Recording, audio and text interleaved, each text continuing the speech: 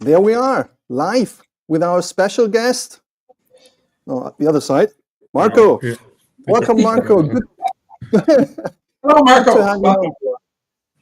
on. Thanks for coming. Thanks for joining us on our. Thank you for inviting me over. That's great. We just wanted to have another good accent with our There you go. two Let's rough do it. accents. Yeah. People are gonna have to watch this, not only hear to this. They need to see your lips moving to understand what you're talking about. Well, if they're good in lip reading, it'll be perfect for them. And let's state that 90% is gonna be slot cars, so get easier to understand. Absolutely.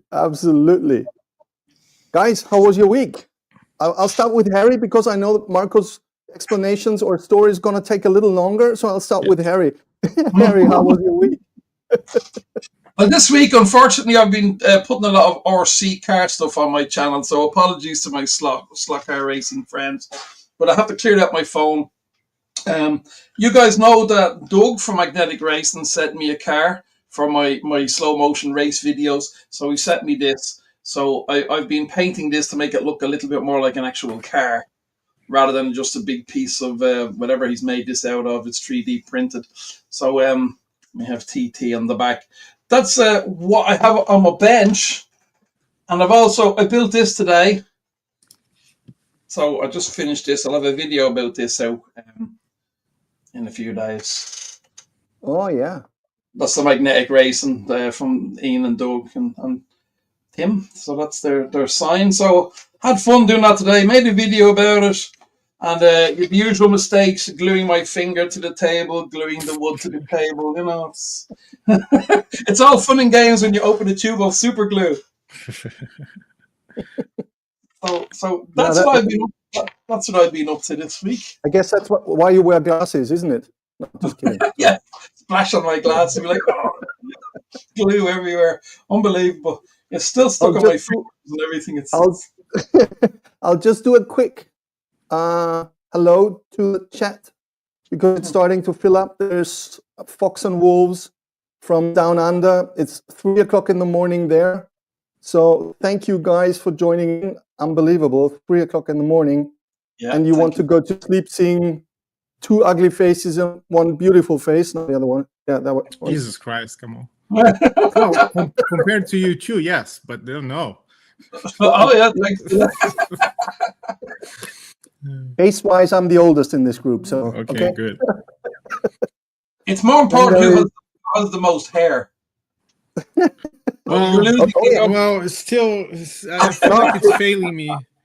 You win, but it's not. I don't know. It's confusing. You know, Harry and I have the same hairdresser. So. Slot Journal, thank you for coming by. There is Jamal from Atlanta in here. There's Mike in here. There is Joe in here from Montreal. So all over the place, the guys come in from and girls come in from all over the place. Thanks a lot for joining. If I missed anybody, forgive me. Mark, Chris, Fox and Wolves, Joe, Mike. Jamal, of course, hello. Hi, guys. Hi, everyone. Welcome to the chat. And it's great to have our guest today, and we're going to give him a good grilling. It's our turn to interview, and we have lots of interesting questions. Okay. Maybe. Oh, yeah. Bo from Germany, welcome. There is Chris from Germany. There's Mike G. Welcome, guys. Thanks a lot for joining. Marco, don't want to bore you. How was your week? Well, it's kind of weird because we last Wednesday, a couple of days ago, we had a big event at the store. We welcomed the Chip Ganassi racing team. Chip Ganassi, for those who don't follow Indy, is the most victorious team ever, and they brought like half of the team, engineers, mechanics, all the drivers. Chip Ganassi himself was there. So we have this closed event for them to race and have fun. If you go to our Instagram, you can see some pictures. And if you go to Chip Ganassi Instagram profile, you can see the pictures too. But the thing is, we wanted to do something special. So I commissioned some cars, some 124 scale cars with DG Slot Racing from Brazil. they have the technology to pull the bodies, to paint the bodies beautifully, and make like very good cars, very detailed cars. And I commissioned the job. Everything will be fine for them to send to us. They have like 15 days. Usually take like 8 to 9 days for a package come to arrive from Brazil. And the problem is with this change of tariffs, everything kind of accumulated on customs. So a normal package that used to take like 8 to 9 days would take like 15 to 20. And I couldn't risk. So I took a plane and went there to pick up the cars. Oh, personally picked them. Okay, Yeah. so that's the story behind your Brazil trip then. Yeah, I didn't know that. But then it was good because then I used the time to visit clubs, to meet vendors. There's a lot of good stuff coming out of Brazil, and it was very nice to meet these people. I've been dealing with them for like 20 years or maybe more when I started doing slot car racing, but I didn't do slot car racing in São Paulo, which is the central market for slot car racing. I was doing in Porto Alegre, which is the southest capital of Brazil. So I deal with them, but I never met him in person. For example, one guy called Linneo Fernandez, who is the guy behind Interlagos Miniatures, who does those miniature helmets and Lexan drivers that we've been selling at Electric Dreams. I know him since I was 12, 13 years old. And he was a guy that was very present in my slot car life. He teach me how to solder. He teach me how to put the brass chassis together, even in a distance. And this week was the very first time that I shake his hand and give him a hug. He's a very important person for me, and it was very cool to see him. That's great. So it was an impromptu trip, but we made it worth it. Yeah, Okay. excellent. But that's real dedication to do that, to make sure that the cars are there when the guys arrive. Yeah. Yeah, and That's the cars quite a match story, the drivers. They match the cars that they were racing this weekend here at Long Beach. I have a personal connection with IndyCar. I've been working as a photographer for a Brazilian Out Media for over 7 years now. I attend all the Indy 500. I go to Long Beach Grand Prix, who is literally 10 minutes from my house. Yeah. So I do have this connection, and it was very nice to see those guys and Matt and have time to talk to people like Scott Dixon and Alex Palou, who is the current champion. Do you do digital photography, or is it SLR, still photographs, or video? Yeah, still photographs. Yeah. What brand do you use? I use Canon. Ah, okay. Yeah. I use Nikon. You use Nikon. Yeah, there you go. That's fine. I have a nice. They're both excellent systems. I have a nice set of Nikon prime lenses when I used to work on film, so that's what I use. I have the whole set of prime lenses on Nikon. I like it a lot. Yeah, that happens to a lot of people. They buy one lens system, and then it's very hard to change to another system, because all my lenses were Nikon for the last 20 years. So yeah, but the ones that I have is from the 50s. So they're prime, so I have that little adapter. It adds like a stop of light, but that's fine, and they work very well. Yeah. Okay, very interesting. We've learned something new already. There you go.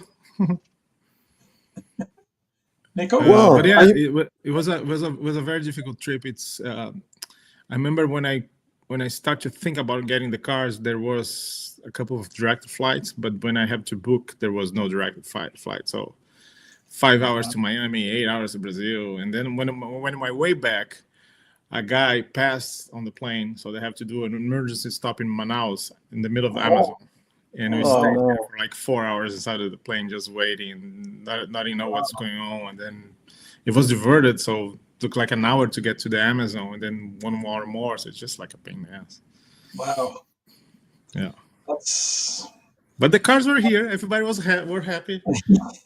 Everybody had fun, so that's fine. That's what I call addiction. There you go. or work. I call it work. Well, you're one of the lucky guys that can combine your addiction with work. We call it dedication. Dedication. Okay. A lot of people say that to me, but to be honest, when it becomes work, it's work. Yeah. I do have a small collection of cars here, and it's I don't touch them since I start working for Electric Dreams. Let me see if I can show you. So I do have my 2 boxes here, but yeah, but they're just there. I don't have any chance. I used to race with a very nice club called the Far Out Club. This is a very Californian thing. People have their tracks at home, so they invite them over. So a group of like 20, 25 people go every 2 weeks to their houses and race. And they have very simple rules. They are almost out of the box. They race like Fly, Old Nicos, Rivos Lots, the Slotheads. And it was very nice to join because there's not much time to practice or prepare the cars. The rules are, as I say, almost out of the box. So I always had fun, and it's very different tracks, plastic tracks, wooden tracks, small wooden tracks. So we have races at the electric rings as well. So yes, tomorrow we have a race, and I was thinking about going, but it's just impossible. It just don't make any sense to go. It's people say that, oh, you're lucky to have your hobby as a work, but it's not a hobby anymore, unfortunately. Okay, it became work. Hopefully you still enjoy your work. Yeah. That's for sure. I do think so. I mean, by the smile on your face, I would say yes. Yeah, for sure. But we had Doug on last week, and he was with us from was it Bahrain? Yeah, it was Bahrain. Yeah. I mean, similar to yourself. I mean, we're saying it's a dream job, but as Doug was saying, they're doing 12-hour days, and it's a lot of work. They work a lot. Doug and Ian, work very hard. We brought Doug and Ian and team 2 times last year to commentate the races because they do a great job doing that. They're the best. Yeah. Definitely. And I know that they came one day before the race and they left after the race. That's it. And long flights and go for it. Yeah, that's a lot of jet lag, especially double flights in and back home again so quickly. But we all love that. We love the guys commentating on the live races. It was. Oh yeah. They really flowed really nicely. Great event. And it's a great addition to our camera system. We've been trying to make a very good broadcasting. Myself and Carlos, we both have TV backgrounds. So the system that we installed at the store it's state of art. For the Nationals this year, we're gonna have 14 cameras. Okay. Including commercials, the real commercials, like from partners. Oh yeah, all the graphics with the drivers introducing with the cars, and replays. This year we're gonna try to do replays of crashes. Oh, that's you. Excellent. That sounds absolutely. I mean, one thing we have to put out there is you set up the standard for broadcasting slot car races live. Thank you. But we've been working a lot, and there's a lot of investment. Yeah, for you guys have an idea, we have a new track at the store right now. It's a track that came from Buena Park. That track it's very dear to everybody here because it's the place where hard body and retro racing started in the United States 20-something years ago. And Buena Park, unfortunately, were closing, and they have nothing. They have no place to put the tracks. And we wait to the last minute to see if somebody will get it to put it somewhere, but nobody did. So we intervened. We acquired both tracks, the flat one and the Blue King, and put on display. The initial idea was to open a secondary building, like a second branch of Electric Dreams up north. Scott Bader, the owner, he has a storage unit in Van Nuys, which is like 25 minutes, 30 from the store. And the plan was to clean up that storage and put those 2 tracks there and have like the very first autonomous slot car raceway. Because you have like a code, you pay, have a turnstile, you go in, nobody's going to be there. There's a vending machine for basic stuff like braids, tires, and shit. And you go out, that's it. You pay the fee to enter. If you want to organize a race, just pay the fee, organize it with your friends, that's it.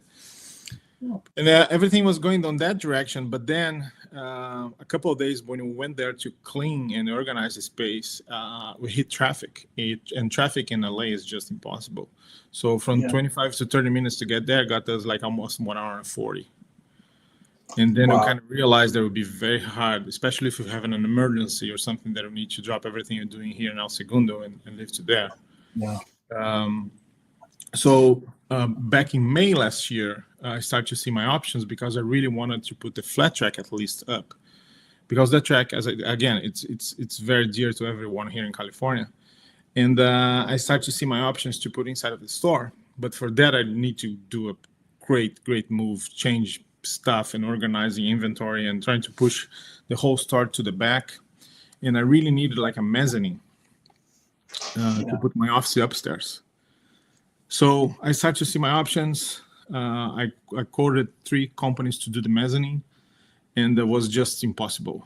Financially, it was just around $65,000 just for the metal part of the mezzanine. Yeah, crazy. And then it was getting hard. I was almost giving up. And then I found the mezzanine, I used it one for sale. And that's where it gets interesting, because I contact the guy. He wanted like $10,000 for it. Everything was disassembled, but he had pictures of it assembled. And it was kind of a shot in the dark, because when he disassembles something like that, could be missing a beam or something that we don't know. Yeah. So I spoke with the owner, Scott, and Scott approved. And I said, yeah, but we need to pick up now, and we need to put in storage, because my renovation is going to be done only in December when we're done with the racing. So I cannot just close the store for a month or so. Yeah. So he asked me where it was. It was in a city in the North California called Hayward. So I already like booking trucks. I will drive the truck, I'll pick it up, I will do whatever we have to have that thing here, right? And luckily, his main company or parent company had a branch 5 blocks in, I kid you not, 5 blocks from the place where the mezzanine was. Ooh. Okay. So they were able to go there, pay, pick up, store to us, and kept for like 6 months. And then when I was finally ready to have that installed, I said, look, I need it on December 27th, between Christmas and New Year's Eve. Yeah. And the guy over there said, okay, you can have it. So suddenly the truck just appeared with my mezzanine. And that was the whole thing to make the store move, because I had to move almost 50 feet behind everything. And our stock needs to be compacted and recounted and everything else. So I put the mezzanine, and now I have the offices and more space for people to work too, a better studio for the podcast, a nice photo studio. And that was the main thing. If I didn't found that mezzanine, it would be impossible to do the whole renovation. Yeah. The cool thing is, after we install it, we hired a company to install. I kid you not, if it was 1 inch bigger, we will not fit in the building. Okay. It goes wall to wall, and that is less than 1 inch on the last wall. It was just like unbelievable. It was meant to be. Yeah, yeah. And you guys have 3 fairly big tracks there now, yeah? You have the plastic track, we have the yeah, we have the first wooden track that we call the Cunningham Raceway, which is probably the only 1/32 wooden track made for 1/32 racing, because the lane spaces are different and smaller. So we have action, we have people touching each other and everything else. And Scott designed that track with me helping, and for me it's one of the best tracks for 1/32, because every time that you see a straight lane, you were able to go full throttle. So it has a very great pace, and if you know how to drive, you know how to drive. There's no bridges. So of course there's a difference between black lane, which is much shorter than red lane, but that also adds another thing to the race, because you need to have a strategy. So you know that when you go to the lower lanes, you're going to be slower. So you need to kind of adapt your brain to it. Then we have the Sanson Raceway, which is a polycar track that we put right in the middle of the store. We are the distributors for the Slothead here in America, so we need to have a polycar track out so people can see and try and buy the track. Yeah. And then after that, I had my office, and then that was demolished to open the space for the Buena Park track. That now we call it Nylon Raceway. And then behind that, we put it on a wall, and we have my office upstairs. And after that, it's just stock. Yeah. No, it looks fabulous. I was looking at the live opening, and it's great. And you got a great crowd of people there for the live opening with the new track setup and everything. Did you guys have to do much work with the new track? A lot. Get it upgrade? A lot. It was a very old track. It was made in 1990 or 1991 to Hot Slots, which was a track here in North California. We were lucky to have Spencer Allen, who was the guy who ordered the track, visiting now when it's everything ready. There was a lot of stuff to be fixed. We have Bob Scott fixing and repainting the track. To find the correct surface was very, very hard. I can't lie to you. We have to repaint it and send 4 times until we find the correct. Yeah. Oh, you got it right. That's every time is a 2-day job. Yeah. We have new braid all around. And we have Larry Pellegrini from New York, which is the #1 guy on wiring, to come and do the wiring for the track and install the lap master system. Plus, there's a big difference now that track always missed a little bit of power. They had one power supply for everybody for 8 lanes, which was not ideal. And then later on, they put another one. And then we have one lanes that were a little faster with more voltage than the other ones. So what we did, we connected with a guy, I can't remember his name now, but he's the guy who makes the power supplies for all the tracks that run the roads and the Israel stuff. So now we have one 45 amp power supply for each lane. Yeah. So that's perfect. Everybody has the same power. Yeah, it's properly done. And one other thing that I didn't want to do, I didn't want to have any cables in front of the drivers. So we dig it in the concrete conduit, 6-inch conduit. So we have all the cables passing on the floor. Yeah. And the screen is coming from the ceiling. We have the Jumbotron with 4 60-inch TVs all around. So I remember racing that track, and there was only one monitor, a small monitor facing the drivers, and I used to race enduros on that track, and I was marshalling. He said, "What's going on? I don't know what's going on." Yeah, because you couldn't see the monitors. Where now you have them up in the air, all around vision. It's fantastic. Yeah. It's interesting that you said that the track was built around 91 because Electric Dreams started about 92. Yeah. Yeah, that's true. So the track is as old as the shop. It's very interesting. Yeah. Electric Dreams has an interesting story. Philippe de Lespinay, who is the curator of the museum today, he started the brand in Costa Mesa in a small store selling only vintage stuff. By that time, in the 90s, people are not very interested on the 60s and 70s slot cars. And then my boss, Scott Bader, went there to buy some slot cars because he was a slot car kid. And then he got a couple cars. He went there again, got a couple cars. Third time he went there again, got a couple cars, and asked Philippe, "What about I buy everything?" So he bought everything and he started the museum. So he had the brand on his hands. I think that was around 97, 98, or maybe a little later. I don't know for sure. So he started doing and reselling stuff out of his garage in a house in Beverly Hills. And that was about the time, 2001, 2002, when Nico was getting strong with Fly. And Slothead and NSR were starting to do good stuff like professional slot cars, because the Italians were just mad to race those Nico plastic gears and stuff like that. So they're starting to do aluminum and kind of changed everything there. Yeah. And then Scott was savvy enough to start to import those things.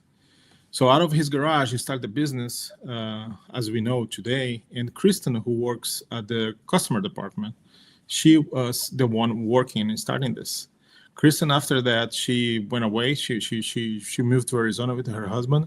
And then back in 2019, 2020, when I joined it, Kristen was back in California and she got the job back. Okay. Yeah. And after the garage, Kristen and Scott moved the Electric Dreams to the Hawthorne Airport. Scott owns a couple buildings over there. And today is where the SpaceX is. So SpaceX rents the building from Scott, where Electric Dreams used to be. Okay, that's interesting. Yeah, that's quite a story. Meanwhile, in the chat, as the guys, of course, still or start to chat all over. First of all, Bo from Germany, get better. He was in hospital yesterday in ER, and hope you recover quick, Bo. Plus, we already got 2 guys saying they will come in June, which is Hanola from Sweden. He will come by in June, 2 Electric Dreams, because he's working in LA.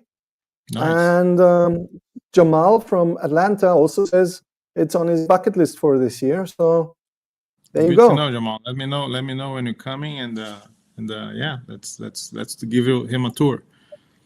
Yeah, that's interesting. Anders is on photography. Anders from Sweden, so he's new onto his channel's fairly new. He's getting well into the slot cars, so I think that would be an amazing for him to go to you guys and see your setup. Fantastic, absolutely. And as you two were already stating what you did this week, I'll just do a short one. Marco will recognize it right away. Oh, the Scale Auto 124 scale car. Exactly. It was on our club track yesterday for the very first time for They the work well. first shakedown.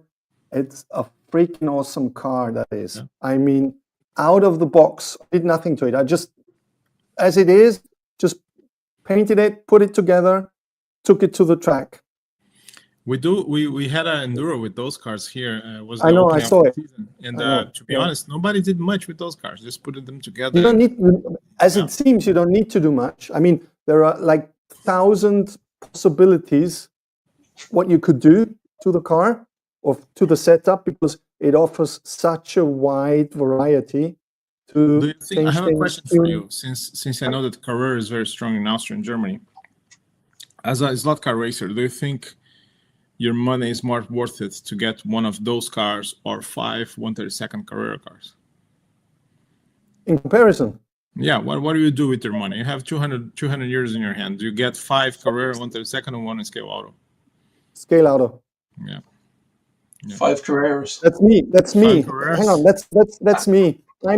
I'm definitely not the majority. I'm the minority, because I do club racing. The guys doing home racing, like they have a home track and they have like buddies over, or they would go for Carrera, because you just bang them to the wall and nothing happens to them. Yeah, here guess in that's America, different. and that's a good question for the chat too. You want to get like a very nice 124 quality metal chassis, professional slot car, or 5 Carrera collectible Carrera cars that you can also race. Here in America, as you guys know, as you guys can notice, I have an accent, so I'm not from here. I'm from Mississippi. No, just. So for me, it's very easy to spot behavior and especially work on the marketing team for Electric Dream. So I noticed that in America, people tend to accumulate and collect. So it's very often you see people say, "Oh, I have over 1,000 slot cars. I have my whole garage is filled with slot cars." So the American customer tend to accumulate instead of have quality. And then when you go to places like Germany to race with my friend Michael Nieman's, people have 2 or 3 cars and they take care of those things very, very well. And they're beautiful, they're very detailed, and that's it. They invest on that. They pay up to 2,000 euros for a car painted by Michael. And they're going to take care of it, and they hope they don't crash. And if they do, they're going to give it back to Michael for a 6-month paint job. So Michael will take that car back and repair, and so it's a different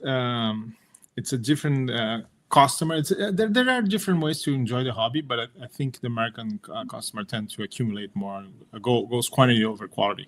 Yeah. I suppose as well, it depends if I mean, I've no access to racing with anyone, so I'm at home on my own. So I'm only racing against myself. Where Nico would go to the club track and they race 124 cars and all. So to arrive at something amazing is great. If I was in a club, I'd be a lot more fussy. But at home, I just mess about, and I've no one to race with. So that's do you have a digital system at home?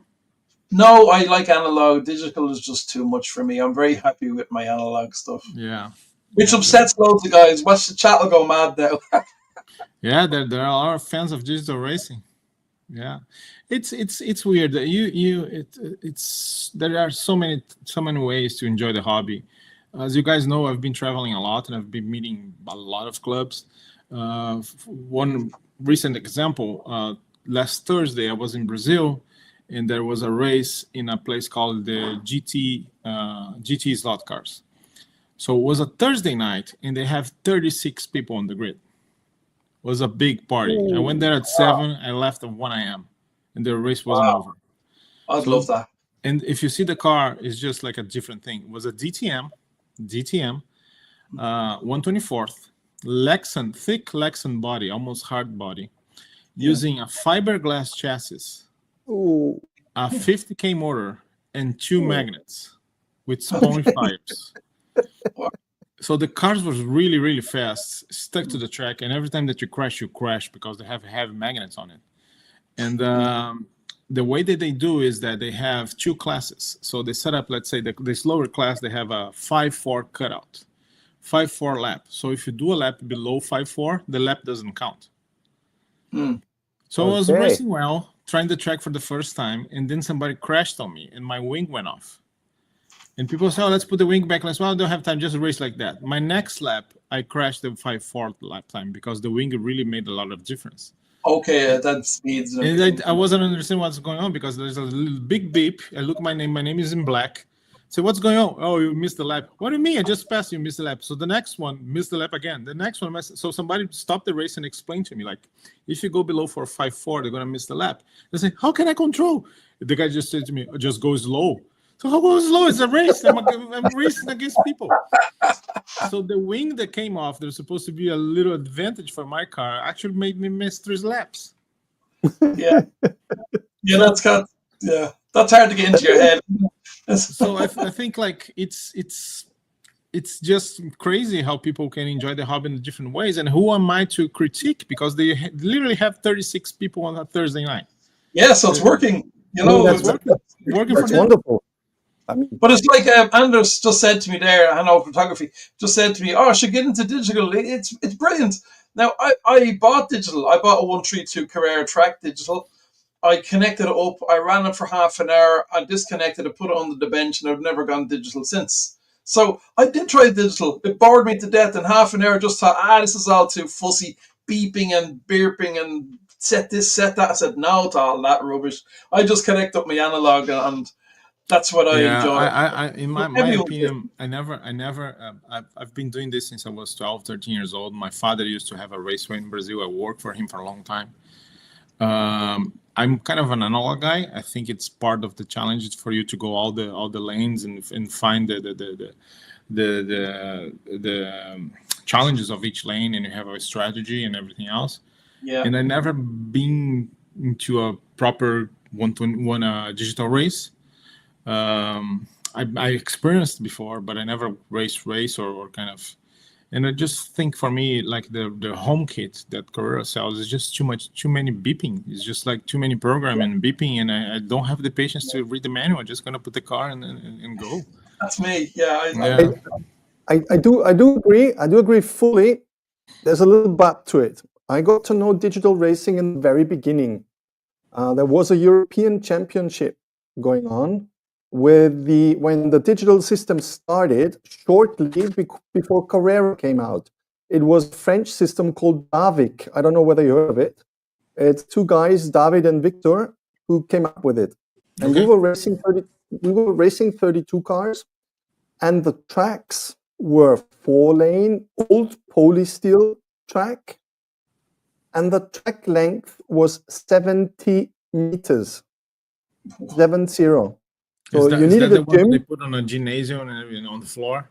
You needed a gym. Yeah. To set it up, and you needed to be elevated on driver stands. Yeah.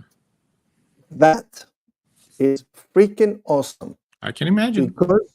Because you have long straights where you can make up your mind and make the decision: do I change lane, yes or no? Do I overtake here or wait for the next lane change? Yeah. And it's not the Carrera system is the same, but it's all in very short distance. So it's like it's too much for my old brain. Sorry, guys. There's that French system. I think it's Silage, the name. Okay. Where you have... I don't know. In former times, it was called Davic, and I don't know. Maybe they changed it and sold it. I didn't follow.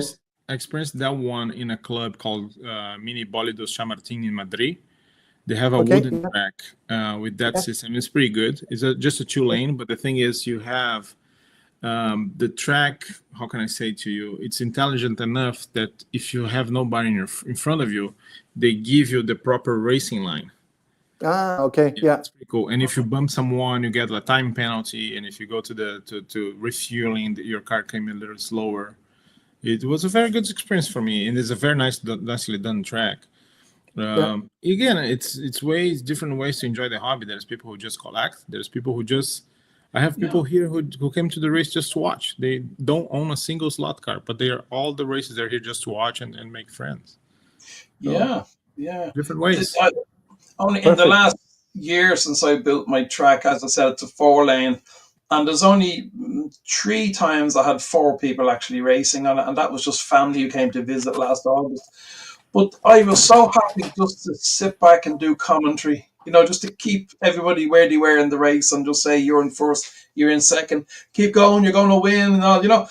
I just done commentary for the whole few hours, and that's all I wanted to do. I was thrilled just to see people racing was all I needed. Yeah. Marco, I think we need to do a road trip and go to visit Harry. I'll put the kettle on. He can do some commentary. Yeah. What about that? Yeah. It seems like he needs some partners over there to race with him. Oh, absolutely. Absolutely. Nobody. Yeah, next month I'm going to Spain to race the WES, the Scale Auto 24 Hours. Yeah. We have a very good team. I have Cedric Harris and Eddie Shore, 2 very good drivers coming with me. And over there, we're going to join the Slothead group, which is top racers, and we're going to form a team with 6 drivers. After that, I'm going to the UK Slot Car Festival. That's a very unmissable thing. If you guys have the chance to go, Nico was there a couple of years ago, right? Nico was there, yeah. Yeah, it's a big event. Yep. I don't think it's the biggest. Nico and Massimo, Rahul and Pete, the whole gang was together. Yeah. I don't think it's the biggest slot car event. I think the Foro Slot Madrid, it's a little bit bigger, but at the UK festival, you do have all the manufacturers there, especially because it's an English-speaking country, and I think it's easier for everybody. So this year is going to be very interesting. There's a lot of people introducing new things. And then after that, I will return, and then I'm leaving to Europe again for the WRE, the NSR 24 Hours. Yeah. On that one, we have a very special team. It's myself, Todd Ullery, which is our current drivers champion here for Electric Dreams. We have Michael Nimas, who everybody knows of hardcore racing. We have Philippe Kremer, which is another German that was appointed by Michael. He's in substituting Elliot Hernandez, that it's from Hobby Classic. Elliot cannot come, so Philippe is substituting him. We have Paul Gawrowski, which is a guy who is 50-time American champion and a 7-time world champion. He's considered the GOAT of slot car racing competition. It's the guy's amazing. It's like if you give him a new track in 3 laps, he learned already, and he's already competitive. Wow. Who else I have with you? Oh, we have Herman James, who is a guy who has been racing for 40 years plus. So we do have I'm missing someone. Michael, Philippe, myself, Herman, Paul, and Todd. Yeah, 6 people. So we're looking forward for that race too. Just a question on that. Who's going to build the car? Because he's going to be the one nailed to the wall if you don't win. No. Like we expected a good result, but to win is just too much. We are this year the WRE in Italy. They're gonna change to polycar track, which gives us a little bit of not advantage, but a little bit of a light at the end of the tunnel, because we have polycar track here. Before that, we had Nico, and Nico has been discontinued for 20 years. So at least that. But we have 2 cars. One car is going to be built by Todd, which is a very good builder. And we have a second car coming from Slothead, who is our partners now. And Slothead came in 3rd last race. So they know how to put together a car. So they're going to give us a car, and we're going to have a car from Todd. That's going to be a hell of a team. Yeah, we came into 2023. We were doing very well for the first time. Only 5 drivers. We came there to discover. We didn't know how the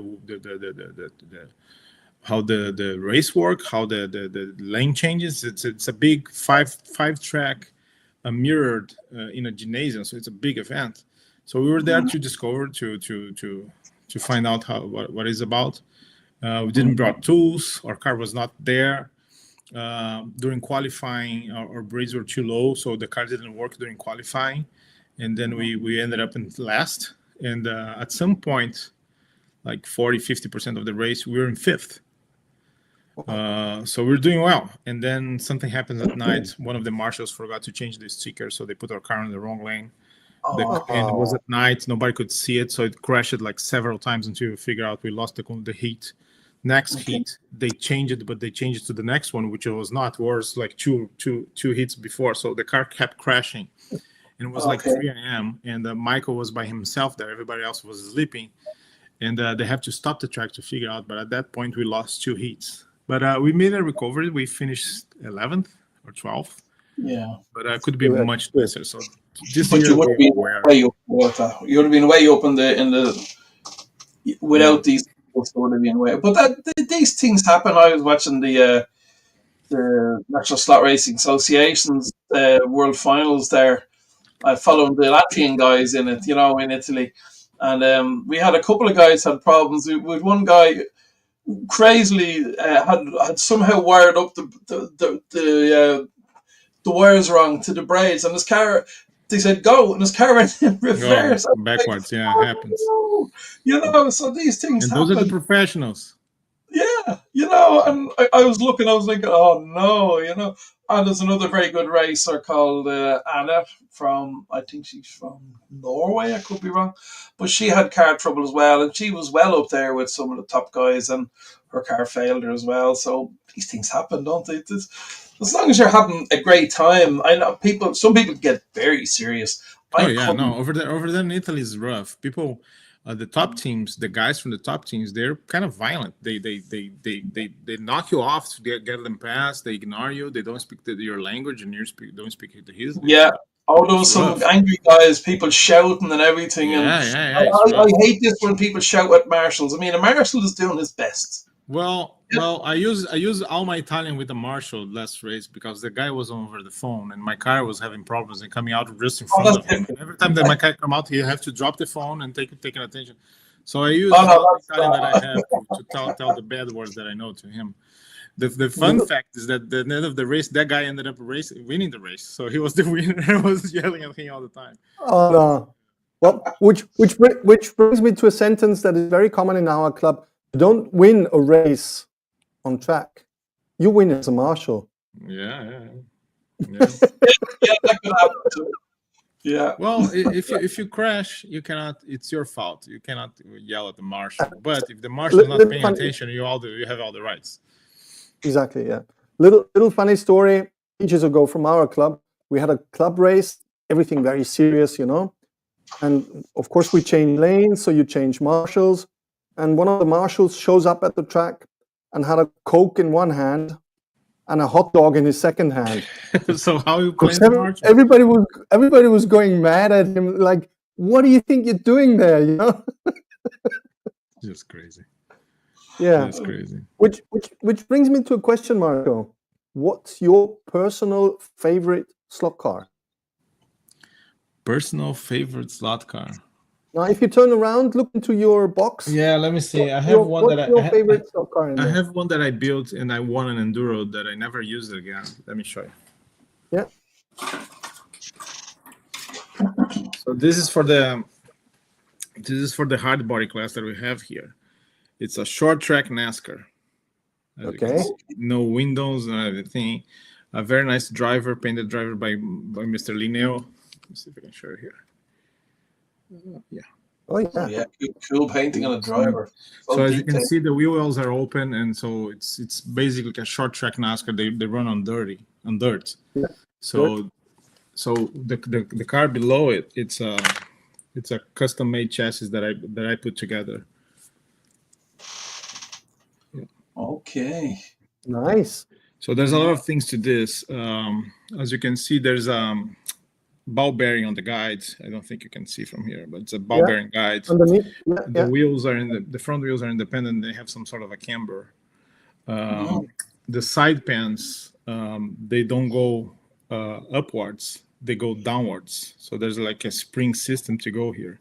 And here in the back, you have a counterweight to do the donut. So this is a chassis that takes me like many hours to put together. And this specific one was very nice because we won the enduro with it. And even guide is weighted guide, as you can see here. What a tiny little circular weights. Yeah. Fabulous. Yeah. Wow. It's a 124 scale, ball bearings all around. And I remember Keith Tanaka, who is the guy who organizes the hard bar races for over 20 years. He says that's the best hard body that ever touched the track. So I keep this dearly, and it was very nice to drive it. And since the race, I believe 5 years ago, and have never touched this again. So it's still here in my garage. Okay, Fabulous. excellent. Great looking car. Harry, do you have a question for Marco? I have loads of questions. I'll pick one out on my list. Let's pick a random one. Margaret, what do you think is the most important recent development in slot cars? Most important what? Recent development. Recent developments. Yeah. I was shocked to try the new Slothead wireless controller. I thought it was very fun. And I think if people start to use more and get more acquainted with that, it would be very nice for small clubs. And when you have people when you have a four-lane track with 4 people, it would be nice to have those people around the racing so they can marshal it too. Yeah. That's a very good development. I think the brushless motor is taking over. I've been fighting with Andrea and Mauricio and Ivan to put a brushless motor in a 132nd plastic car for over 5 years now. They're finally doing. Slothead is releasing a new brushless. NSR had a brushless motor 2 or 3 years ago, but not for 132nd. That was for Isra and production cars. Yeah. So I think this will take over because those motors, there are 2 things about it. The first one is they're very similar to each other. There's no difference. So if you go to a proper championship, you don't need to buy 10 motors to get one good one. So they're a little bit more expensive, but actually they're cheaper because they will last forever. And they're equal. We don't need to buy a bunch of motors. And now with Remora chip, the ESC or ASC, developed by the guys in the UK, that Mid-America took advantage of our open design and made it in a large quantity, and now they're selling for $26. That's another big step for the brushless takeover. Brushless is. I noticed the National Slot Racing Association guys there. A lot of them are dabbling in brushless systems now, so it's definitely coming in. Yeah, coming in. Yeah, it's faster, easier to use. Of course, you have to install the chip, but maybe this is one of the biggest development of the past 2 or 3 years. Another question for you, Marco, while I have the chance. As an adult, now the reason I say that is because most of us had slot car sets as kids. Maybe you didn't, but a lot of us did, and then we got out of them. As an adult, when did you get into slot cars seriously? I started doing slot cars when I was 12 years old. It was very expensive to do in Brazil. To get a new car was a lot of money. There's a lot of importing duties, as I told you, so they have to import the motors, but they're doing brass chassis in Brazil, so it was very hard to get. A friend of mine, a colleague from school, he was getting one as a Christmas gift, a brand new one, so he sold me his used one. So that was the way that I started. And then when my father discovered that I was doing this, he was doing the same thing as a kid, and he was going to the same hobby shop that I was planning to go. So he got involved, and my father was a very intense man. He kind of helped me out. He didn't have much money. He kind of helped me out to get the parts and get some borrowed parts here and there. And then he put together a Group 12 car for me to race. That was like 6 months in. And then I won the championship, the very first championship that I won with that car that he put together with borrowed parts. And I didn't win any race during the championship, but I made enough points to win the championship. So the overall thing. Yeah. Okay. So at that point, I was already building brass chassis and redoing my chassis from the scratch, and that was what take me a lot of advantage. A couple months later, there was a guy who had like this big track in the countryside, and he decided to move his track to the capital of Rio Grande do Sul, which was the state that I was. And this guy only worked on motors. We used to have those Mura and the Pro slots, and that was it. There was no Chinese cheap motors, so you have to redo your motor every race. And he was the guy. He had the tools to do that, but he didn't know anything about chassis. So this guy kind of employed me. So he passes me. If you give it a car, he do the motor. He gives me the chassis, and that was my hobby. I was in school, so I just do it, whatever it was. So I started to accumulate, but this guy didn't went very well on his business side. And my father kind of noticed that this guy wasn't paying me. And I was like probably 13, 14. Yeah. And one day he went to the guy, say, "Look, why you don't pay my son?" I said, "Yeah, we're struggling. I have this lease that I cannot return the building. I need to stay." And the amount of money that the guy owed me, my father used it as a down payment to purchase the store. Okay. Okay. Wow. Yeah. So your he dad kind of had, said, "Oh, this much money, so take that as a down payment." yeah. So he made like monthly payments to the guy. He took over, and my father was a very good businessman, and he noticed that people were putting like 400% on top of the parts to sell. That was the normal thing in Brazil. So he started to reduce the price, and all the competitors started going out of business, and the store became like one of the biggest ones in Brazil. But then when I turned 16, after 2 years or so, my mom kind of intervened and say, "Look, this boy is coming from school, working weekends. Before and after school, he's here. His fingernails are always dirty. He's doing chassis and motors, and basically 80% of the revenue of the store comes from the kid's kid. We cannot do this no longer." So she put a stop on it, even because the lease was going up. And then I went to college, and then I kind of forgot about slot cars. Well, I kept my tools, and I did a couple of cars at home to make money, especially because at 16, 17, you wanted money to go party and stuff. Yeah, that's But after that, I kind of gradually stopped doing it. Even because after that, and my mom was very right on that. After that, the current exchange the currency exchange rate was just completely different. So we went to $1 per $1 to almost $5, and then didn't make any sense, the slot car racing again. So I stopped it and went to college. I started my professional life. I came to LA. I graduated at UCLA. I come back to Brazil, and a friend of mine from that era, that remaining friends, say, "Look, there's a new track. Let's come back. I have the cars. Let's come back." And then I made a brief comeback of like 2 or 3 years racing Group 12. And then me and my wife, we decided to move back to LA. I was here. I was kind of struggling with projects. I work as a writer for TV and film.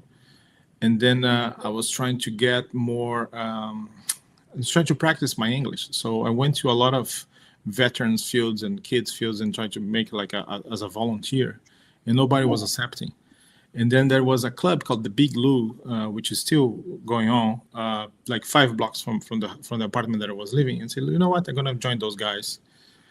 They have like this big Scalextric track, plastic one." I didn't see. I must confess, I saw that as a little bit of a prejudice. Very different what I was doing in Brazil. But plastic tracks, they used to race DTM Carrera tracks and Scalextric muscle cars. I said, "But you know what? I'm gonna join those guys." So I went there, race with loaners the first time. It was kind of fun. Next week, I had my first Carrera DTM car. Next week, I was calling my mom saying, "Can you send me all my tools, please?" So she sent me this big box of tools. Back in it. Yeah. And then what happened, how I ended up at Electric Dreams was, it's very close to my house, and they have this big warehouse where you sell parts. So if you need parts, you go there and get it. But they didn't have a showroom. They didn't have like a track. They just like a shipping warehouse with a couple cars on display. So I used to go there to get parts for my racing at Big Lou's. And one day at Big Lou's, I met Eddie Shore, and Eddie Shore invited me over to go to Buena Park Raceway to race the 124 scale stuff that I'm more used to. So I went there. I raced one race with a loaner. Didn't practice, didn't have my controller or anything. And then what happened was I was like C-main. Okay, I got the thrill. It was in a Blue King. I knew the Blue King. And then I said, you know what? I'm going to put myself into it. So 3 months from that race, I have the Checkpoint Cup. Checkpoint Cup is a race that happens since the 60s. It's a perpetual trophy that you put your name on if you win. So I start to do my research. They're very organized. They put pictures of the cars that won the races. All the measurements, the rules are very simple and very up to date. It's retro racing, so they have like front wheels. We have a certain distance of the chassis, and I know the chassis that was winning because the last race, the guy who won used a kit that somebody else sells it. So I got the car, started to develop. To cut the story short, I pole and won the race, and it was a shock because nobody even knew my name there.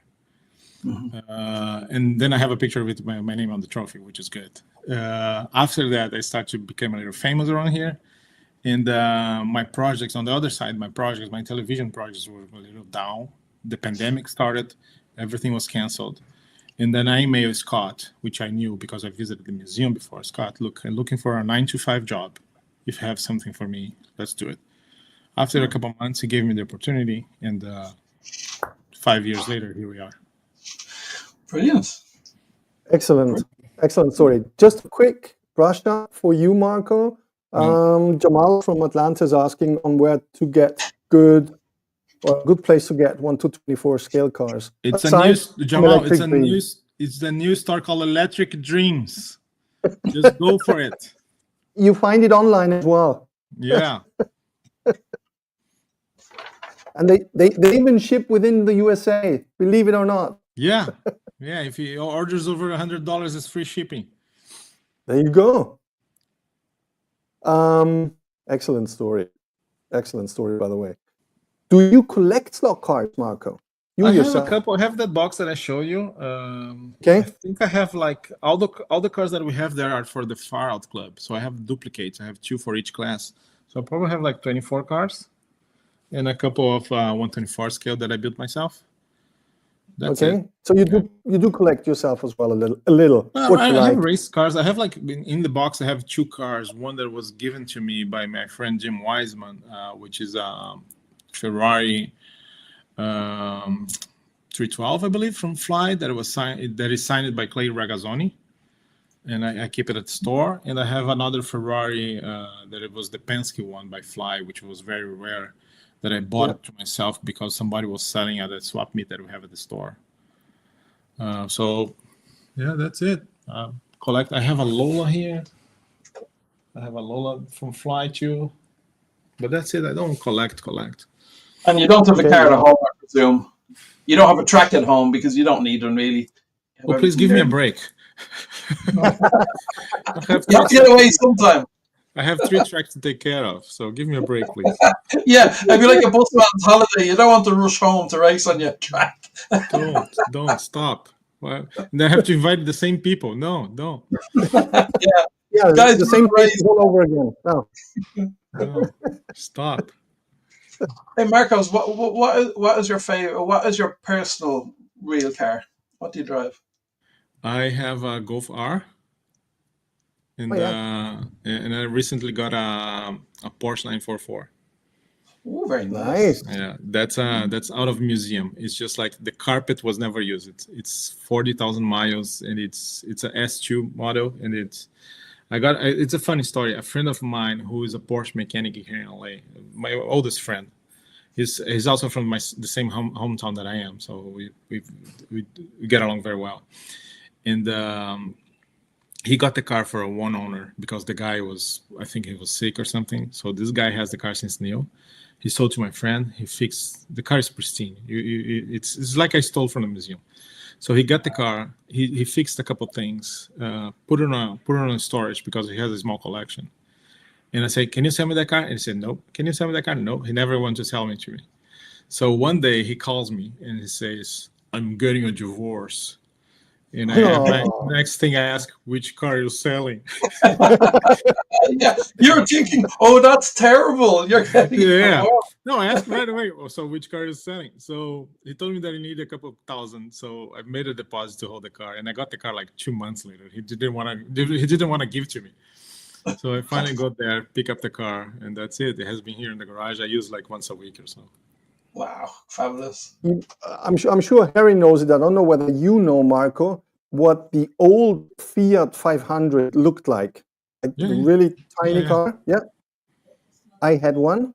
Okay. I'm 194. Okay. Marco, you know how tall I am. Yeah. Okay. I had this car. Believe it or not, it got lost when I got divorced. So I know just too well. Shit. I just know too well what your friend's talking about. Okay. I had a Fiat 147, which is similar to the 127 that you guys have in Italy. Yeah. Oh, excellent car. I love that.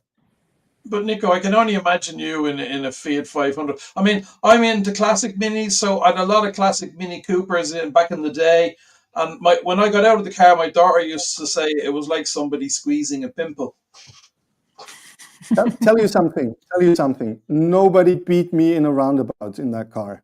The roundabout. So the weight is there. The weight is there. The weight is there, so the center of gravity is down. Good. Yeah, it's getting hard. As I get older, it's getting hard to get into those small cars. Well, getting out, driving in front of like a cafe or where you can eat an ice cream and then you crawl out like an old man, you need to have a technique to go out and in gracefully, so nobody, and make sure that nobody's filming you to put on YouTube. Yeah. I remember I worked for a guy who used to restore classic cars, minis, and Morris Miners. I don't know if you know them, old English car Morris Miners, but we also worked on MG midgets. Now, I don't know if you've been in an MG midget, but they're very small, very low to the ground. I couldn't get out. I had to get my friend to park beside the curb. I opened the door, sort of rolled out, and then stood up. So that was ridiculous. So a midget was definitely not for me. Yeah. Warren just mentions that he's got a 928 S4. That's a nice car. That's a nice car. You know what the German name for this car was? Nickname? Pregnant Oyster. Pregnant Oyster. Because it looks like, the rear is very round, so it looks like an oyster. The eyes, so like a pregnant oyster. Yeah, that was a German nickname for that car. Sorry, Warren. I still love that car. Let me see if I have a picture of the car here. I don't take many pictures, but let me see. Guys, while Marco's looking for that, I just want to say hello to everyone I didn't say hello to. I'm just so engrossed in the conversation. And Bo, I hope you take care of yourself, Bo. Be very careful, relax, and take good care of yourself. Nice. Oh, yeah. That's a nice one. Yeah. Very lovely. Yeah. Looks great. A lot of fun polishing that, I reckon. It's been well polished. Oh, yeah. Again, I didn't have any trouble with the cars. Yeah, I have it for 6 months. Well, I don't drive that much, but my friend was taking a really good care of it. Yeah. Absolutely. I've got a work question for you, Marco. Do you roughly know your inventory, meaning how many cars do you have in stock? Roughly. Well, inventory is my work, so okay. Yeah, not only inventory but buying and knowing how much people will buy, and we need to figure out stock. Is very now we have a distribution business, which is we always have to figure out how to deal with that too. So we joke around that Electric Dreams is the biggest garage in the world. So you guys can guess how many cars I think we have in stock. I would go for 10,000. Good, cute. I'm out. I go with 10,001. We can who's closest. Last time we checked, it was the end of the last year. We had 75,000 slot cars in stock. Ooh. Yeah, that's a lot of slot cars. Yeah, it's that brings me back to. Some people say the business model is different than any other slot car store, because what we see slot cars as collectibles, and as they become rare, of course the price is going to go up. Even because if we don't protect ourselves, people will buy in quantities and sell on eBay. For you guys to have an idea, when Ken Block passed, he passed by the end of the day, and we couldn't figure out. And next day, we sold over 100 Ken Block cars. Yeah, wow. A lot of people bought it like 10s and 20s, and people were reselling them on eBay even before we ship it. Yeah. So people took advantage because we have the original price at 49 something, and they bought in lots to sell at almost 100 and make some money. So we need especially with cars that have a history to drivers that might have passed away or something like that. Suddenly people want to have a piece of that history of that driver. Yeah, so it's a business. It's the hobbyists. They want to sell, they want to buy, and It's part of it, but we need to protect ourselves because we put these investments, 5, 10s. We have new Carrera cars that are 20 years old, then we still sell. Like the Porsche 917 Martini in silver. We have a large stock of that, and we sell those cars for almost $200, and they sell like weekly because it's a desirable car, and there's only one place to find. So we see them as a collectibles, like we have like baseball cards or whatever it is. As soon as they become rare, the price goes up a little bit. But at least if somebody's looking for the car that is rare, they know they could try you guys first to see if you have it in stock. Yeah. The stock that shows on the website is not the stock that we have. So people can go there and try to find a rare car and put like 5 on the cart, and the cart show only 3 available. But we're protected. We have a queue list, what you call. So I have people calling saying, "Oh, you only have 3 of those cars in stock. I want to buy them all." I say, first of all, we don't have only 3. Secondly, if you're selling the last one, it's going to be more expensive, not cheaper. So what are you talking about? So it's both a way to do business and to respect and understand the community. And another thing that we promise is, like, if you're racing, let's say, as NSR Corvette, you're probably going to find one that is rare, that is going to be listed at 149, 169, as the original price is 88. But we're always going to have an $88 car with the original price if you need that car to race somewhere. It's not going to be the same decoration that we wanted because the decoration just went up, but you're always going to have an available car for the same price.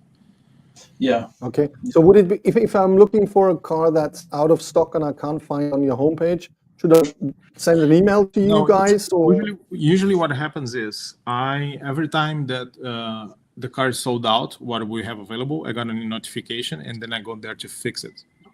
Jump a couple, check the price, see how they sell on eBay, or if somebody else has it. So if it's saying 0, it probably sold out. But you always can send me an email, say, look, Marco@electricdreams.com. Marco, I'm looking for this guy. Can you check if you have one? Because then we can go physically there to see if we have one. What happens sometimes too is that every last car goes to the museum. And sometimes the museum have 2 because they got one as a gift or they got one before. So I can also check the museum inventory, because if you have duplicates, we can sell one from the museum. So there's always a chance to have a car if you That's really good to know. want something. Good to know. Yeah. Because, I would be the type of guy looking at the webpage saying it's not on, so it's not available. Done. So it's good to know that if you get to that didn't fix, something happened. Maybe I'm protecting. Maybe I don't want to sell now. Okay. Sometimes you have limited edition cars, and the allocation to us is not what we desired. Sometimes we order 60 of one car and they send it 20. Happens with Carrera all the time. So I just don't put it for sale. I prefer to hold those cars because everybody's going to sell for $40. And then when the time comes, they sell for whatever I want. Okay. Again, guys, it seems mean, but it's a business. No. It's you do business. Fair enough. Absolutely. I mean, we got to get our slot cars from somewhere. And I mean, if you the modern slot cars, well, then you sell them at modern prices the same as every other. What I suggest is, if you really want something, pay for the pre-order. We are very proud to say that we do all the pre-orders that we can, even when they don't send cars enough for us. I used to buy retail price just to send for my client. I did that several times because we didn't have enough cars, and they didn't deliver enough cars that we sold on pre-order. So I go to my competitors and pay full retail just to have the cars and send to my customer. So we're very proud to say that we accomplish all pre-orders. So if you're a collector and you see something that was released, just pre-order and wait. Is there any brand you find difficult to get? Like, is it easier to get Carrera than Sky Electrics, or is it easier to get NSR than BRM? Is there any storyline that's quicker? Here in the West, it's a little bit different because the 2 major brands, Carrera and Sky Electrics, they have their own branch of distribution. So we buy directly from Carrera and Sky Electrics. Sometimes they don't do a good job on allocation. So instead of ordering 1,000 cars, they order 500 and they're short. Which hurts a little bit for us. But on our side, we're distributors for Slothead, Scale Auto, NSR, Avant Slot, Team Slot, you name it. And that we kind of, with the information, with the data that we have in such a big store, we can tell them exactly what we need to cover the needs. And we don't mind if you keep a couple of cars in stock, because we know, again, we respect the collectible market, and we know those things, those prices are going up. So that's no problem for us to keep them a little bit more. Yeah. Is there a surcharge? That's what Mark does. That's the deal that we're dealing with now. We haven't decided yet, but yeah, we got some very hefty tariffs from Italy, almost 20%. I'm holding some packets from China because right now, if I order something today, I'm going to pay 145%. So what I suggest, pre-order. If you have a surcharge, you're gonna know, and you have the right to cancel and have your money back. Enjoy the cars that we have available for the original price, like Slothead at 79 and a SAR at 88. If it is especially parts, if you want to stock up, that's the time. We just got a shipment from NSR, and the cars went up. So instead of 88, they're being selling for 100 something. Because there's no other way to pass it. It became more expensive. It's a challenging time because I don't know. It's not clear. They didn't make clear if personal purchase of somebody here from the US buy something from Spain or the UK, if they're going to be charged the same thing. I believe it's $800 the limit. So we're going to lose a lot of business. Ooh. Yeah, because people from here will buy from Europe and get product cheaper. Directly. Yeah, but we're playing day by day. Has been changing a lot, and the only thing that I can do. Situation is changing all the time. Changing by the hour. Yeah, you can't keep up with what's going on. It's crazy. Yeah, so it's absolutely. We're playing by the year. We don't know what's going to happen. We have investments in China of cars that we're doing. Don't know what's going to go. Yeah, and people are trying to find creative ways, like a company like Scale Auto, who makes cars in China, but all the design and packaging, everything comes from Spain. So they're going to split the invoice and maybe pay less. But again, it's all risky, changing day by day. But for sure, if you have a pre-order, you're going to be contacted because there's going to be a surcharge. Yeah. Hopefully it'll all blow over, as Warren is saying. You know, absolutely. Hopefully it's just fun and games, and let's hope the game comes to an end and everything goes back to some form of normality. Yeah, if there is, but again, you 75,000 slot cars, tariff free, that you can choose for. Just go nuts. Excellent. Yeah. You see, Marco, that's one reason I'm not coming. I'll go bankrupt. I mean, I would need an extra cargo plane to Europe. You know, they're all in boxes. Taking my cars with me. You know, they're all in boxes. You cannot see them all. Like that's a funny story. Like we have less than 10% of the models that we have on display. There's no room to display them all. Yeah. So if you go to the store, there's one full display of Scale Auto. There's a code on the left that you can scan and see on your phone all the cars, but we cannot have them all on display. Yeah, I think on one of the shows, I can't remember, one of the live shows where you went out and showed all the boxes of cars in the warehouse. That was one of the shows you had. I think you went out the back, and there was tons and tons of cars everywhere. Yeah, that's my new studio. Yeah, that's Scale Auto. Ivan was showing. Yeah, he showed the Miata. The Miata is going to be a big hit. Oh yeah, absolutely. Yeah, that's a nice. That's the new studio. That's my office actually. We're very excited about that. We put the office in a mezzanine, and you notice that the camera kind of moves. So we have to put tripods on the concrete wall, so the camera doesn't move anywhere. Yeah. Does the floor move? Move a little bit, but you can see on the camera. Yeah. Now, Marco, I did expect you, to be honest, because I know you a little from the days from last year in the UK. Yeah. I did expect that you would, like, by accident, show the magnetic racing prize that I don't have it here. I'm sorry. Yeah.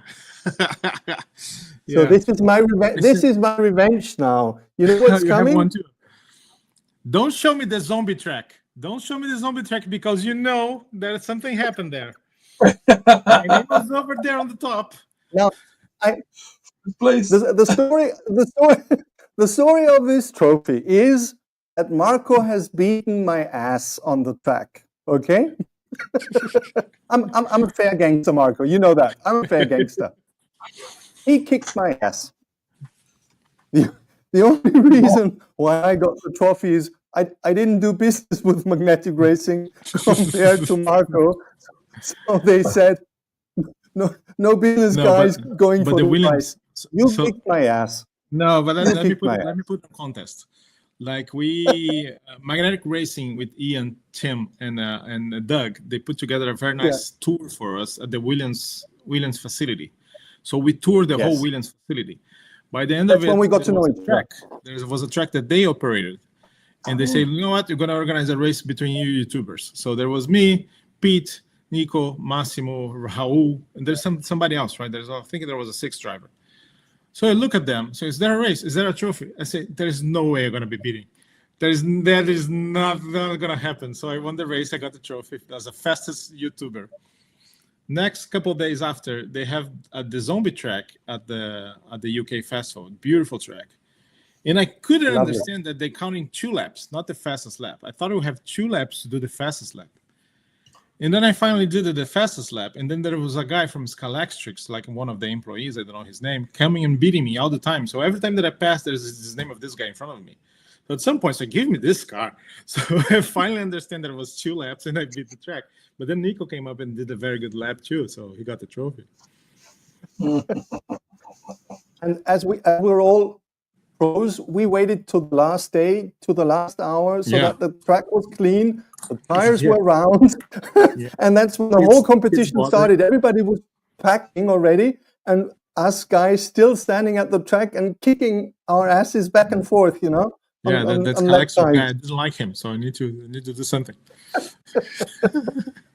Sorry, I have to bring it up. I thought you would start it, so that's why I took the trophy with me now. That's good. That's good. That's one thing about the slotcar racing. You can get very competitive. I think I can go very fast. And I was visiting Brazil last week, and there's this guy showed me the track, and I say, "Oh, how fast the track goes?" Blah blah blah. I won a race yesterday. The guy told me, and I broke the record. The record was here for 4 years. And I say, okay, can I try the track? So he gave me the car, and he gave me a car and a controller, and say, is that the car that you broke the record? No, the car that broke the record is that one. So I want to try that one. The guy was kind of, that's my race car. So his number was 5108. In 7 laps, I did a 5.2, and the guy started to like. So I started to joke with him, right? So I did a 5.15. 5.15, and then it just gave back to you. No, you keep the record. That's fine. Just give it back. I had like 12 laps, and I gave it back to him. I really like that's my thing. I go to Germany, like I try one of those Gecko cars in a club. Yeah. And the guy gave to me, and she was there too, the lady that takes care of that brand. And I asked for the track record, and they say something. Oh, only 2 people did a lap below 5 seconds.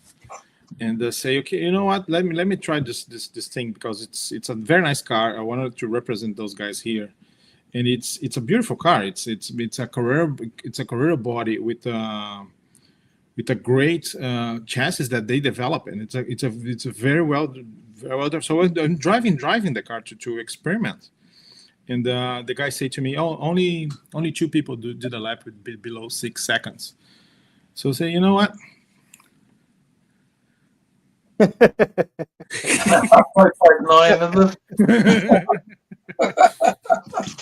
So I really have this. I have this at my store too. Sometimes like around 4:30, 30 minutes before it closes, I go downstairs and say, "How are you doing?" I ask for this car. Like, "Oh, I did a 6.3," so I try to do a 6.2, and the guy gets pissed.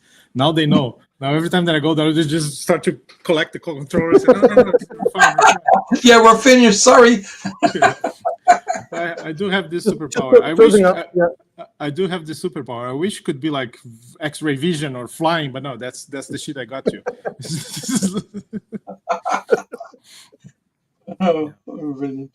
But it was great fun. It was absolutely great fun, and everybody left with a smile, and that was the most important part to me. The track is beautiful. I wish I have that thing here. They do a great job. I would love to have that track over here as well. Yeah, and they do a great job entertaining. They're great announcers. They're great. They understand everything. So I hope I can have them 2 times here again during the NSR and the Slothead. I hope this thing doesn't change anything on my deal with those manufacturers, and then we can do the same thing that we did last year. Now on May, during the festival, I'm gonna announce the nationals, and we're gonna open for registration, and it's gonna be again closed for 75 people. It gets sold out 3 months in advance, and it's the only slot car racing in the world that you need to pay a ticket to come and see it and watch it. We sell tickets like an entrance fee. Yeah. There's a bleacher. You can sit around. Yeah. Excellent. Guys, my wife is leaving me notes asking for us to go to lunch. I don't know how long you guys want to go, but here's the proof. We're okay. We usually go between an hour and a half, so we're bang on. Perfect. Okay, good. Good. Thank you so much, Marco, for joining us, for sharing your time, sharing your ideas, sharing your experience, sharing your thoughts. Thank you very much for inviting me over. It's just like it has been a lot of fun. I've been discovering a lot about this business and this hobby. As you know, I've been traveling a lot. Going to the smallest places, to the biggest clubs, to the biggest races, and I've been learning how people enjoy this hobby. So it's been a great experience. I cannot describe it better. It's a hobby that we're trying to bring it back. As you say, the slot cars are back, and we are here. Me and my team with Carlos, Kristen, now Elias, Caitlin, and Mark. We're doing the best to make this a positive thing, a fun thing, a beautiful thing. As you notice on our social media, we always have like beautiful tracks and photos and people enjoying themselves. And behind us, we have Scott, who is 100% passionate about this. He loves it. He participates on every single purchase. He wants to know where we're getting, how we're getting. If he sees something new on social media, he texts me 2 a.m. just to say, how many are we getting of those? This is beautiful. So he's not present on the day-by-day operation because this is one of his many companies, but he's very present online with us, so he knows everything that is happening. And we're fortunate to have a guy like him backing up not only Electric Dreams, but not saying no to any of my ideas to promote the hobby itself. Yeah, fabulous. Yeah, great. Marco, next time visit Oliver, come visit me. Okay, it's Michigan then. All right, I will do it. Yeah, it's Warren. Yeah. He's got a shop as well. So yeah. Any other question on the chat that I didn't see it? Anybody want to hit Marco one more question before we go? Yeah. One more, just one more, because he wants to be off for. As long as it's a nice question and nothing rude. Oh, when are you coming to Australia? Says Fox and Wolves. Oh, Australia's far away, man. Why are you doing this to me? I'm a big guy. It's horrible to travel. Oh, God. The plane just has to turn right instead of turning left. You know, it's just a different ocean. Yeah. So instead of Spain, I'll go to Australia, but you guys made a GoFundMe to an upgrade of my ticket so I can go first class. Then I go anytime. I get the economy with the possibility of upgrade, and then you guys get the upgrade deal. Yeah, 10 hours, I'm okay. But other than that, just Jesus Christ. Sounds like a good deal to me. For you. For me, yeah. Just good. Go find a GoFundMe page. Everybody gets like $15. It's fine. And then I bring it over. I bring myself over. Excellent. Marco, of course, whenever you want to leave, please feel free. No, thank you, guys. I need to go because she's giving me looks now, which is okay. No, good. And if you guys have any other questions regarding Electric Dreams, or if you have any ideas or even sponsorship ideas, just send me an email to marco@electricdreams.com. Is our website, Marco at our website. So I'm very easy to get a hold over email. It's much better than phone calls and text messages. So email, I always reply everything. So if you guys need me for something, just email me at marco@electricdreams.com. Fantastic. Thank you very much. Thank you so much again. All right, guys. Talk to you soon. Enjoy your food. Greetings to your wife, Unknown. Take care. Thanks for joining. Bye. Ciao. See ya. Ciao. Okay, well, guys, now it's down to us two. Fabulous. So we do a few little bits of the chat and then we'll head off. That was a great show. I really enjoyed that. Yeah, people are asking for a bonus if they spend more than 1K at the shop. Well, you've got his email address, so send him an email and ask for the discount. 1K! Wow. Yeah. Hey, listen, don't come to Latvia and expect that. You're buying a car here, they advertise it for 2,000. You say, I'll give you 1,960. They go, no, the price is 2,000. You're like, you're not going to haggle. I'm Irish. I love to haggle. No, they won't haggle. It's unbelievable. But yet, when they're buying something off you, they grind you down with the lowest offers, and you're like, come on. And then they go, okay, A little bargain. I'm not buying it. Yeah, You know? I know. Oh, difficult. Well, guys, that was an awesome show, I have to admit. Yes. It was so great to have Marco on. Thank you again. Thanks to the whole team at Electric Dreams for doing an awesome job. I mean, just look at their live streams, live broadcasts from the races. It is fantastic. It's like you're really there. It's a near to perfect TV broadcast, I would say. Yeah, it really is very professional. I remember looking at the recent few races and the quality of the camera angles and the quality of everything. It's just fantastic. And I loved Ian and Doug doing the chat at that time.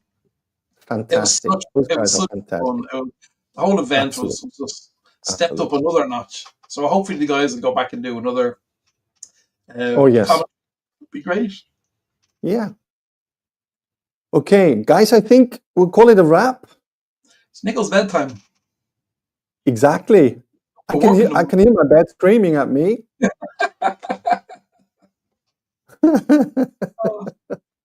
Thank you very much, guys, for being with us. Thank you so much, each and everyone, for stopping by. Yeah. We appreciate it. Want to say hello to B-Rads, Pat Moriarty. There's loads of guys I was so engrossed in the chat. I didn't want to take my eye off and be not listening to Marco and going through the comments. I could see Nico was doing that while I was chatting, so he's good at multitasking. I'm too old for all that multitasking stuff. I'm not multitasking. I'm only multi-asking.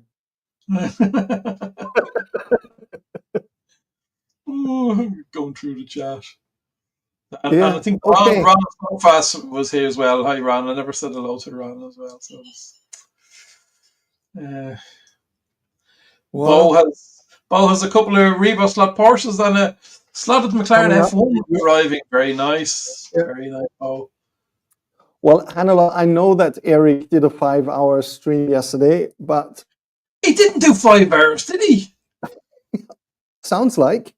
He probably did. I've seen him doing 2 and 3/4 almost, but it wouldn't surprise me. But I hope that's a joke. Maybe it's not.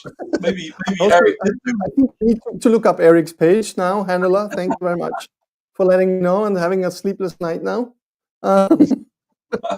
Watching the 5-hour live of Eric. Yeah. Well, again, thank you so much for coming by, each and every one. It was a fun show.